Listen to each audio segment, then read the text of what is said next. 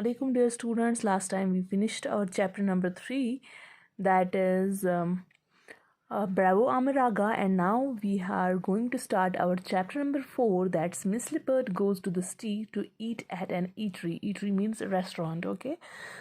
Connect. Which wild animal do you like the most or fear the most? Why? The animal I like most is cat, and the animal I fear most is rat, okay? Opposed. Rhyming, isn't it? Why? Because rat, I find it's something dirty and it's creepy and it bites, isn't it? Shit. Which animal do you like the most? I like cats because cats are very beautiful. Reflect. Make a list of all the wild animals you have seen. You have to make list like you have seen bear, leopard, or you have wild animal comes tiger. Whatever you have seen, you have to make list of those wild animals. Imagine you are able to speak with a wild animal. Write an interesting conversation between yourself and that animal. Imagine you have started a conversation between yourself and a wild animal. You are able to speak, and that wild animal is able to understand your language. What you will do, you will write an interesting conversations and homework. You will write an interesting conversation between yourself and that animal, okay, with whom you will conversate, okay?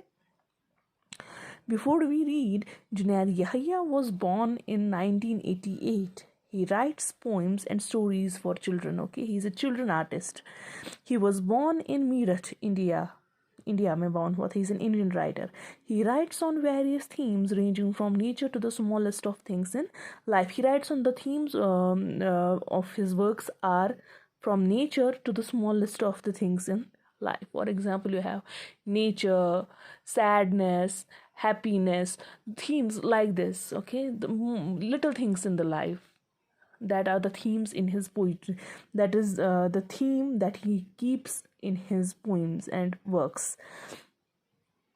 He is an avid traveler who finds magic in every nook and cranny of the places he visits. So avid traveler means he travels enormously. He is a traveler who travels all through his life. Throughout his life he travels, okay? Who finds magic in every nook and cranny of the places he visits. Wherever he visits, he takes a magic out from that place. Only he can see that magic, and only he can feel that magic. He finds that magic in every nook and cranny. Nook and cranny means every corner of the world. From wherever he visits, okay? He finds that magic. He feels that magic. Travel, Time, The City That Sounds Like a Boy, and King of Kings are some of his best poems. So these are some of his best poems. The animal kingdom fascinates him a lot, and therefore he tries to give animals a voice through his works. So animal kingdom. Animal kingdom means the animal species. The animal species fascinates him, wonders him most. He likes animal species and he talks about them a lot. Therefore, he tries to give animals a tongue, this voice through his works, okay? What animals feel, okay? His first children novella is a short novel, okay? Lizzo Brute and the Army of Mosquitoes was published in 2017. So this novella was published in 2017. Miss Lippert Goes to the City was written in 2014. So this poem was written in 2014. In this poem, the world is created where an animal acts like a human being. So in this poem, a scenario is created, a world is created where an animal is given the qualities of a human being. He acts like a human being, okay? Means in this poem is filled with personification, okay? Where you give human qualities to any thing that is apart from human being. Human qualities, giving human qualities to someone is called personification. A leopard is put in a city-like scenario dressed as a human being to see how humans would react. A leopard is put in a city. Literally, a leopard is put in a city there, and he is dressed as a human being, and after why he is dressed as a human being, to see how humans would react when they will see this leopard dressed as a human.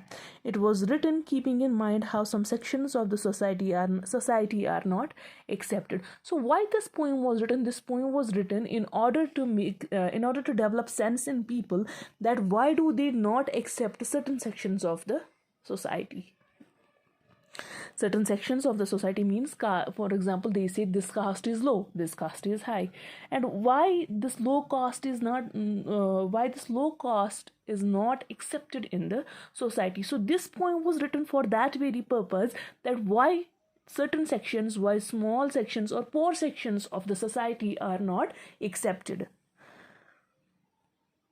The poem touches upon numerous themes. The poem has various themes. Okay, how an animal is always seen as wild and uncontrollable. So humans always see wild animal as wild and uncontrollable. There are some wild animals that can be sober. That can be. I'm not saying they are. That they are. They can be, or they may be. So humans have developed a notion in their mind. These wild animals are what? Wild and uncontrollable. How human beings fail to understand each other's emotions and other connected themes. So this actually poem is that why certain sections of the society are not accepted, and why human beings fail to understand each other's emotions.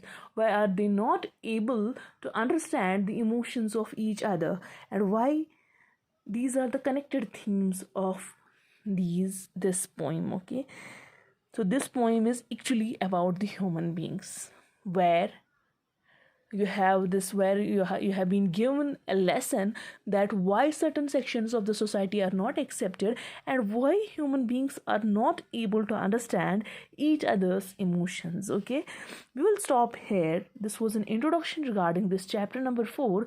Tomorrow we will read the poem. Till then, stay at home, stay safe, take care of yourself. Allah Hafiz.